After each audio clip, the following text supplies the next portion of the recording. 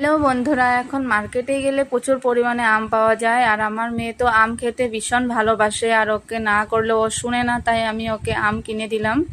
তো আমটা ও নিজেই কাটবে আবদার করছিল, তো ওই কাটলো। তো আমটা সুন্দর করে ধুয়ে নিল, ধুয়ে নেওয়ার পর এই অংশটা বাদ দিয়ে দিল কেটে। তারপর দেখো এইটা কিভাবে কাটছে। আর এই আমটা কাঁচা থাকে, বেশি একটা পাকে না, খেতেও খুব টক হয়। তো বাচ্চারা কিভাবে ইজি প্রসেসে আমটা কাটতে পারে ওইটাই দেখাচ্ছি, কারণ ও যদি কাটতে পারছে সবাই পারবে, সব মানুষই পারবে। ও কিন্তু ছোটই, ক্লাস 4-এ পড়ে। তো দেখো কি সুন্দরভাবে আমটা কাটলো।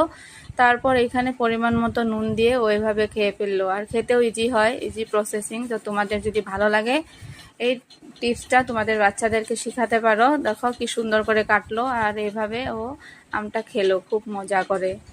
তো তোমরা সবাই ভালো থাকো, সুস্থ থাকো, টাটা। আবার দেখা হবে আমার নেক্সট আর একটা মিনি ব্লগে। তো আজকে আসছি।